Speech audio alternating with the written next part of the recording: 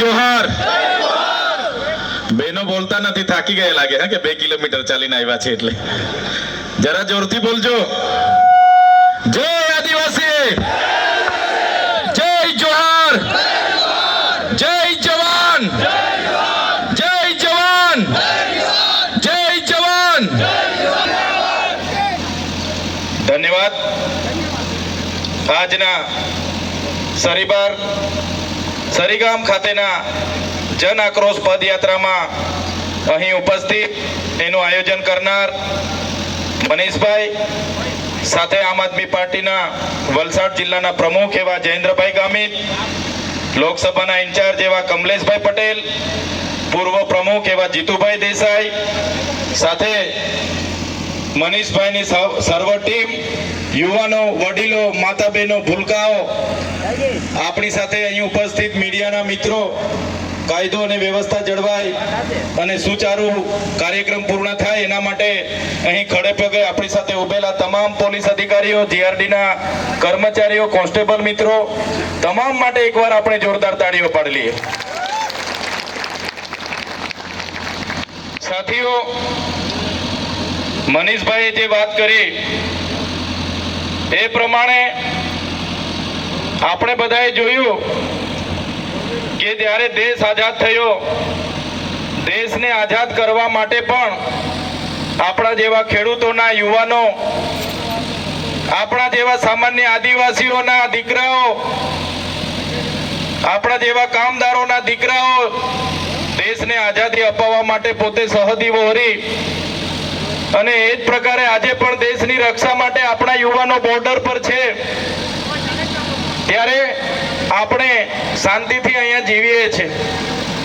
સાથીઓ, જે પ્રકારે 30 વર્ષમાં ભારતીય જનતા પાર્ટીનું શાસન આવ્યું, 30 વર્ષના શાસનમાં એ લોકોએ જે પ્રકારે ઉદ્યોગપતિઓના ઈશારે સામાન્ય લોકો પરથી જમીનો છીનવી છે, સામાન્ય લોકોને મજદૂર બનાવ્યા છે, ત્યારે આજે આપણે આ સરીબારની પાવન ધરતીમાંથી આ ભારતીય જનતા પાર્ટીની સરકારને પણ કહેવા માંગીએ છીએ, આ દેશ એ ખેડૂતોનો દેશ છે, આ દેશ એ કામદારોનો દેશ છે, આ દેશ એ સામાન્ય લોકોના, દલિતોના, પીછડોના, આદિવાસીઓના, ઓબીસીનો દેશ છે.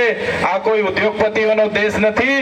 જો ઉદ્યોગપતિઓને તમારે સાવરવાના હશે તો આવનારા દિવસોમાં ખેડૂતો અને કામદારો દેશની સરકારને પણ ઉથાલવામાં મોડું નહીં કરે. આજે આ વિસ્તારમાં જીઆઈડીસી આવી, એ ચાહે સરીગામ હોય, ઉમરગામ હોય, વાપી હોય, એ ચાહે પાનોલી હોય, સુરત હોય, સચિન હોય, અંકલેશ્વર હોય, દહેજ હોય કે ઝઘડિયા હોય, એ જીઆઈડીસીઓ આવી એના પહેલા આ વિસ્તારમાં મૂળ માલિક કોણ હતો? તો આદિવાસી હતો. આ જમીનો કોની હતી? આદિવાસીઓની હતી. શ્રી સરકાર કરવામાં આવી, સરકારી નામે પડતર બતાવવામાં આવી, ગામતોડ બતાવવામાં આવ્યા અને બાદમાં ધીરે ધીરે જીઆઈડીસીઓના નામે મફતના ભાવે એમના ઉદ્યોગપતિ મિત્રોને આ જમીનો પધરાવી દેવામાં આવી. આજે જે એના મૂળ લોકો હતા એ લોકો આજે પણ ઝૂંપડાઓમાં છે. એમના ઉદ્યોગપતિઓ, ભારતીય જનતા પાર્ટીના પદાધિકારીઓના બંગલાઓ થઈ ગયા, ગાડીઓ થઈ ગઈ, કંપની કારખાનાઓના માલિકો થઈ ગયા અને જે લોકોએ જમીનો ગુમાવી આજે પણ ઝૂંપડાઓમાં છે.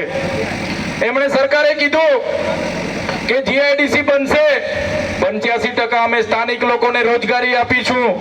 85% સ્થાનિક લોકોને કાયમી રોજગારી મળે છે. ભાઈ, પાછળવાળાને મળે છે લાગે, બોલતા નથી.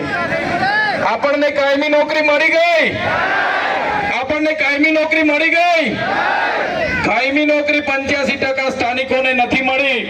જે પણ લોકોને અહીંયા રોજગારી તરીકે મળી છે એ લોકોને દાળિયા મજૂર તરીકે આ લોકો કામ કરાવે છે. 12 કલાકની કામ ડ્યુટી કરાવે છે.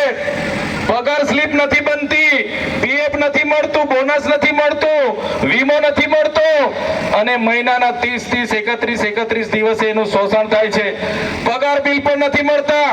ત્યારે મારી માતા બહેનો, મારા યુવાનો, મારા શ્રમિકોને અમે કહેવા માટે આવ્યા છે, હવે કોઈ કંપની તમારી સાથે અન્યાય કરે છે, કોઈ કારખાનાનો માલિક, એનો એચઆર મેનેજર કે કોઈ પણ કોન્ટ્રાક્ટર તમારી સાથે અન્યાય કરે છે, તમે એકલા નથી, અમે બધા તમારી સાથે છે.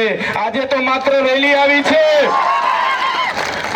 માત્ર રેલી આવી છે, પણ અમારા શ્રમિક, અમારા કામદારોના અધિકારો અને સરકારે રજૂ કરેલા મિનિમમ વેજીસ અમારા લોકોને નહીં મળશે તે દિવસે આ સરીગામમાં રેલો લાવીશું, અમે રેલો લાવીશું. એ કંપની માલિકોને પણ આજે કહીએ છે કે અમારા કામદારો, અમારી બહેનો સાથે શોષણ કરવાનું બંધ કરી દેજો, અત્યાચાર કરવાનું બંધ કરી દેજો. અમે આઝાદીના 78 વર્ષ પછી વેઠ્યું છે, અમારી પેઢી, અમારા દાદા, અમારા બાપુજીએ વેઠ્યું છે, પણ આજે આ યુવાન, આજે અમારી આ યુવતીઓ, અમારી બહેનો જાગી ગઈ છે. ત્યારે આવનારા દિવસોમાં જો અમારા યુવાનોનું શોષણ થશે, અમારા યુવાનોની બહેનોનું શોષણ થશે, અમારી બેન દીકરીઓ સાથે અત્યાચાર થશે, તો અમે આ વિસ્તારની જીઆઈડીસી બંધ કરવા માટેની પણ તાકાત રાખીએ છીએ.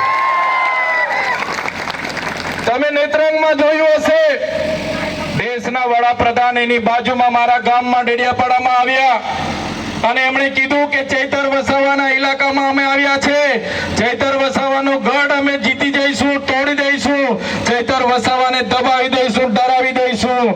નેત્રંગમાં એક આહવાન કર્યું અને રેલો આવ્યો તો એ જ પ્રકારનો રેલો આવનારા દિવસોમાં સરીગામમાં પણ લાવીશું.